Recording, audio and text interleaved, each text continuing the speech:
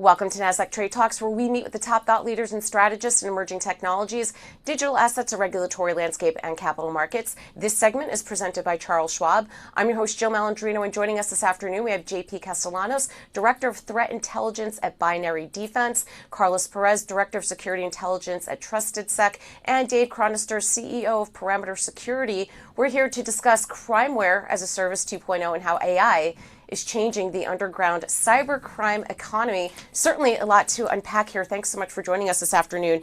JP, let's kick this off with you. AI, it's becoming almost a force multiplier within the cybercrime space. Yeah, you're absolutely right, Jill. AI is not just helping defenders, it's also supercharging attackers. So what we're starting to see is an acceleration of capability where AI is now pretty much an integral part of nearly every phase of an attack lifecycle. So when we're talking about from reconnaissance to actual payload development, and what used to take days of manual effort for any kind of researcher or hacker, it now could be automated in about minutes. And what we're also seeing is a democratization of cybercrime, where we're seeing generative AI tools have lowered the skill barrier. See, back then in our field, we would consider low-level hackers known as script kiddies, but now with AI, it's making even lower tier threat actors can now develop, deploy sophisticated malware. They can craft some phishing lures. They can mimic executive voices and deepfakes. And then we're also seeing nation-state adaptation. We're seeing countries like China, Iran, North Korea. They're all operationalizing AI in espionage, disinformation, and access operations. So this is a real world threat. It's not just theoretical. And we're actively tracking these campaigns that are using AI to script code, evade detection, and craft social engineering messages and more. Yeah, and Carlos, it seems as if AI is really the great equalizer in cybercrime. It has been. We have been working several cases, especially around the area of business email compromise, where as we're doing the incident response and we're doing the forensic investigation, and we find all of the different emails that the actor used as lures to convince payers to change bank accounts, to make payments to other places that they control. One of the things that we've noticed is that they have extracted all of the different emails from that user, and very quickly, in a matter of hours, they are already mimicking the same style of wording. Documents have the same logos, and they're extracting that from PDF. And we can quickly tell that they have been using AI to be able to move at that speed and also at that precision of impersonating the victim. Yeah. And Dave, going back to the super script kiddies for a moment here, I mean, they technically don't have deep skills within the space, but they still can cause a lot of damage. Absolutely. Again, kind of what JP was talking about, the tools out there are amazing. We talk about SaaS products all the time. In corporate America, there are SaaS products out there right now, products like Worm GPT. You pay $200 a month, and then you go in and you figure out who your target is. Just as Carlos was talking about, it will actually go do the research, try to find the languages they're using, and then craft the emails, craft different sort of scripts that you could even put into generative video to be able to push these out. And you don't have to worry about accents anymore. You don't have to worry about where it's coming from. And you don't have to worry about coding skill sets. Anybody can do it. Yeah, you know what? One thing that stuck out to me, JP, in your notes was Crimeware-as-a-Service 2.0. I mean, that's the first time I've heard this as a service. It just seems to be it's ubiquitous within cybercrime. Yeah, exactly what Dave mentioned about Worm GPT. There are other GPT-like programs and tools out there that are on the dark web. Another one is known as Fraud GPT. There's also the Know Your Customer as a Service tools where, in case Know Your Customer as a Service is kind of something that's been adopted in financials, where anytime you're trying to apply for any kind of credit card or any kind of financial services, you have to show your ID and a picture ID. A lot of times these apps are also on your phone, so they want you to actually scan your phone. Well, threat actors are also leveraging these Know as your customer services deepfakes to basically create fake IDs and fake account and fake pictures using sources like GANs, which basically are it's an AI image of a person that really doesn't exist, and they use these to leverage to create accounts. You also have deepfake tools like Deep Live Cam and Swamp Cam, and these are AI tools that are marketed to spoof recognition as well. And then there's also the sales and sophistication. What we're seeing inside the dark web as well is what what I would consider an AI supply chain, where this includes threat actors and hackers on the dark web that are looking for specialized developers, trainers, and even resellers that are offering like plug and play models for fraud, impersonation, and reconnaissance using these tools. Yeah, Carlos, it sounds as if the fusion between nation states and criminals, those lines are getting really blurred. Yes, they are. In fact, one of the things that we have been seeing is that state actors like China, Russia, and others, what they're doing is that they're simply outsourcing a lot of this. We have seen out there, especially given that China has been in the AI game a lot longer than many others, and they have a more structured plan and approach as it relates to its implementation. We have been seeing, especially in the area of post-exploitation, once they get in, how fast can they make decisions in that target environment so they can do a lot of movement, move from one computer to another, extraction of documents, and just learn from all of that and feed it back into their systems. So low-level operators, contractors can actually be a lot faster, a lot more efficient in their attacks. David, who and what are they attacking? Who are the targets?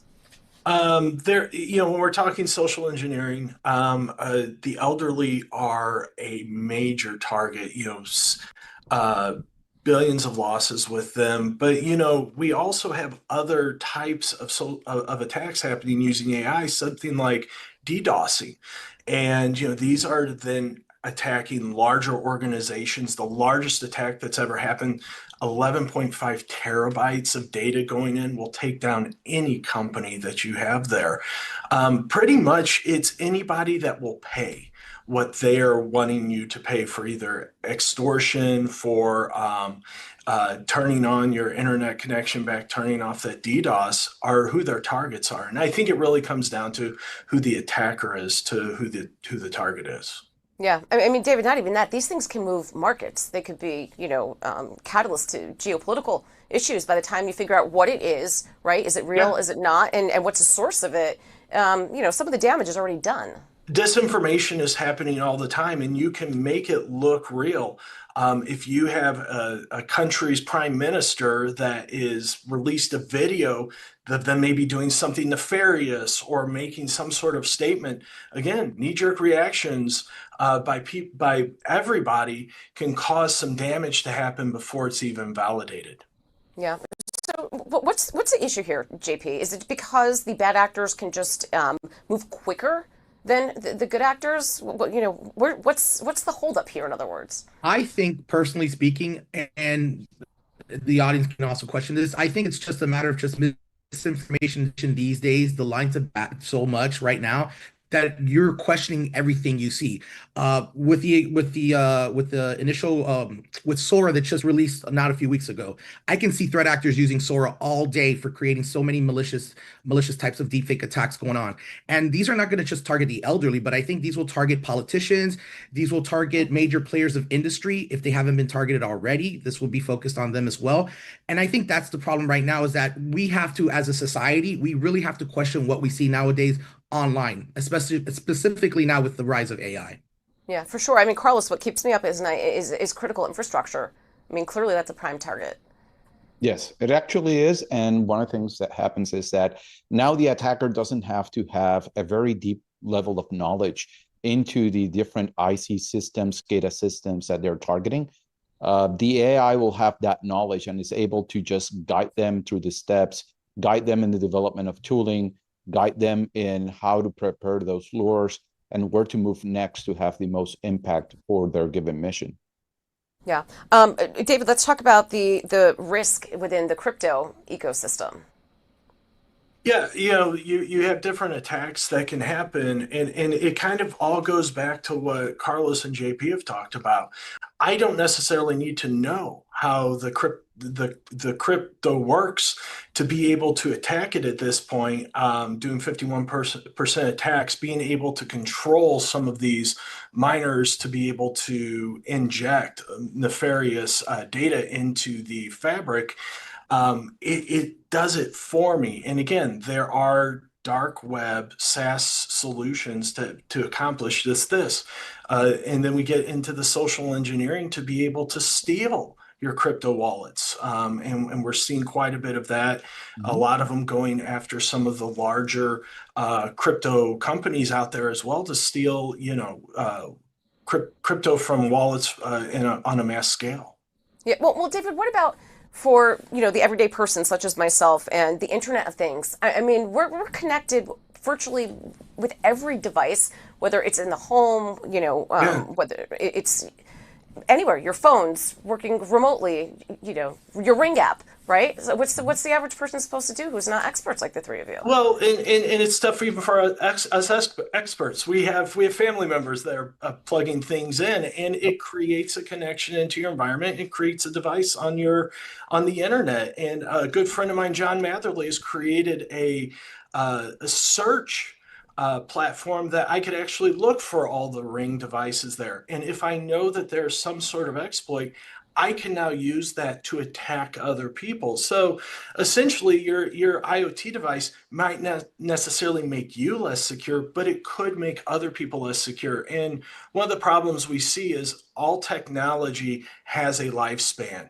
And there's a certain point the vendors will stop updating it. But unfortunately, a lot of people and some organizations will say, if it's working for me, why take it off? And so those vulnerabilities stay up there and they become weapons. Yeah, JP, this sounds to me almost like spy versus spy, or let's call it AI versus AI. It's a game of 4D chess. It is. AI, I would say, is the new arms race right now that's going on. And to carry on Dave's comments, with IoT devices, AI is also being used to basically create vulnerabilities or exploit vulnerabilities. If I'm not mistaken, there was research done by I believe it was Carnegie Mellon, where they just took some vulnerabilities that are out there and then they just threw it on AI, and AI was able to either discover 0-day vulnerabilities or 1-day vulnerabilities way faster than what a researcher can do. So that's just another issue that we're going to have with AI. Like I said, it's an arms race, and it's right now we're just kind of like in the forefront of it right now.